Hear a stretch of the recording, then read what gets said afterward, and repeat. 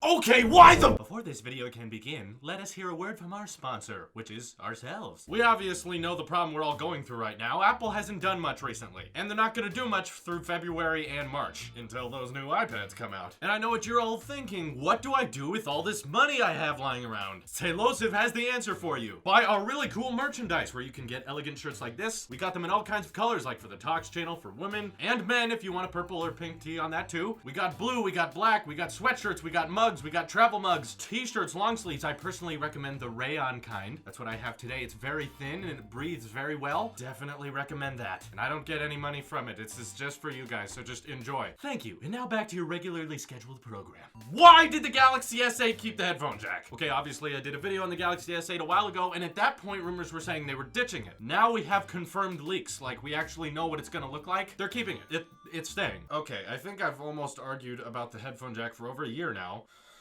I've said in the past that the only reason Apple's competitors are keeping the headphone jack are not because they believe it is the future. They don't believe in keeping it. In fact, I'm sure all of the design teams across these different companies really wish they could remove it. But their managers are saying that they cannot because it is one of the key reasons that can convince users of Apple products to say, hey, you want your old headphones to work, right? Come to the Samsung or come to the Google Pixel. That's the only reason they're keeping it, not because they actually think it's functional and that it'll last us 50 years. And right now I'm mad at both parties. Because while they argue on what the future really is going to become, it's going to be the customers and little third-party developers that are suffering for it. We have all these headphone makers, right? We have all these adapter people, or people that just make really simple earbuds that people want to enjoy. Or you think of companies like Bose, like premium headphones, and they're not owned by Apple. You know, they can make their own decisions. Right now, the industry cannot decide what the standard is. And you're an idiot if you're trying to say that the iPhone 7 ditching the headphone jack is just an Apple thing. Other companies are moving this way too, and if you think it hurt Apple's sales that they removed the headphone jack, like they lost people to Android, just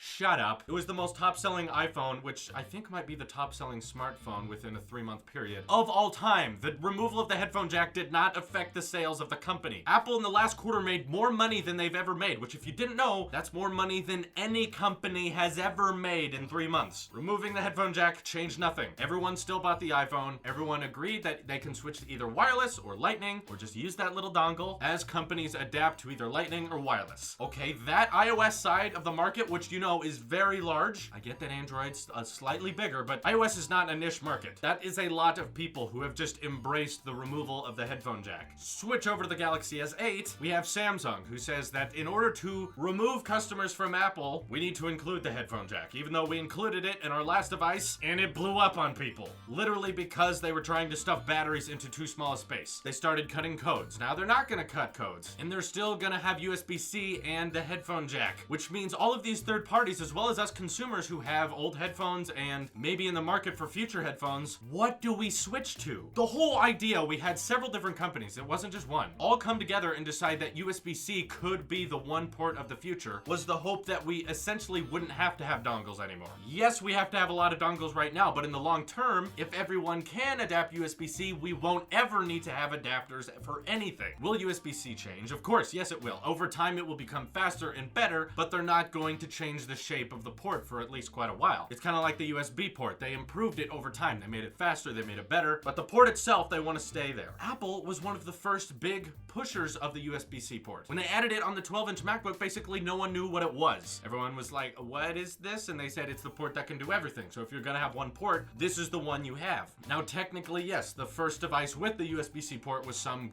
Chromebook. But why does a Chromebook need USB-C? All the Chromebook needed it for was charging. That's kind of a waste because with USB-C you can have really high transfer rates, which are not helpful on a Chromebook because that only accesses the internet and that's about all it does. With a MacBook, something that actually transfers files and has a hard drive, that USB-C port makes sense and you can output it to a larger monitor and stuff like that. Also, that Chromebook had a regular USB port, so that USB-C port was just the one port no one used. Apple actually encouraged people to use it. In fact, they have to use it with the 12-inch MacBook. Not just for charging, but for monitor output, for data, and now hopefully with companies that are actually smart like HTC, they have one port on their phone, the USB-C port. No headphone jack, and that's how it should be. Because right now we're in this very frustrating time where we have third-party developers not knowing what to make stuff for. Before we had the headphone jack, alright? That's what we were used to. It was universal, we could plug it into everything. When a major player has decided not to do that anymore, third parties can't really decide to keep supporting it because they're going to be missing out on half the market. So now if they decide to make audio jack headphones to support the Galaxy users, those third parties are missing out on an entire customer base that had bought the iPhone 7. That's not a small market. That was very popular, which means what Samsung is doing is slowing down and complicating the process of having one universal port on all devices. That doesn't mean Apple's off the hook either. I'm the Apple sheep, and I'm saying that if they keep Lightning on the iPhone 8 or 7S, they're causing major problems because now these third parties and the customers have the same problem of buying either Lightning or wireless headphones, whereas the beautiful scenario is having USB-C on all devices so that even our Apple chargers can charge our Android counterparts, as well as our Android chargers can charge our iPhones. If we can embrace that, we can come at a standstill of these adapter nonsenses. My point is that since Apple, which is one of the biggest players in the market, has ditched that, now everyone really has to, or else the customers and third-party developers are going to be paying through the butt for it because they're going to have to make 2 kinds of every cable they ship their products with in order to reach the entire market. So I'm mad at Samsung, and I'm likely going to be mad at Apple at the end of the year because right now I don't think they are going to adopt USB-C. They absolutely need to, though. I think the iPads that are coming out in March are going to be a true example of, is Apple really going to go through with this? Because right now I think they're going to keep Lightning on the iPads, and I'm not happy about that. USB-C needs to reign forever. Everything else needs to die. Understand that? Everything else. Now, for those people who want to complain about charging and listening to headphones at the same time, I don't think Apple has to do this, but companies can be brave enough to put 2 ports on a phone. Yes, I doubt Apple would do that, but other companies, why can't you have 2 USB-C ports on your phone? Why not? You know, just have that option. Think of the doors that would open up as in plugging your phone into a monitor while charging it, or kind of like LG having a monitor that can charge your phone as you're airplaying stuff to it, or gaming. I don't know how you plug your device into a TV, but if you need to have that, don't include the headphone jack. It's clear that half the market is okay with ditching it, and if we try to just have hybrids of everything, then third parties are going to be confused, and so are customers. That's my message. And also, don't forget to check out Tailosive merchandise. Hope you like it. This is your Apple Sheep here, and I will see you in the next one.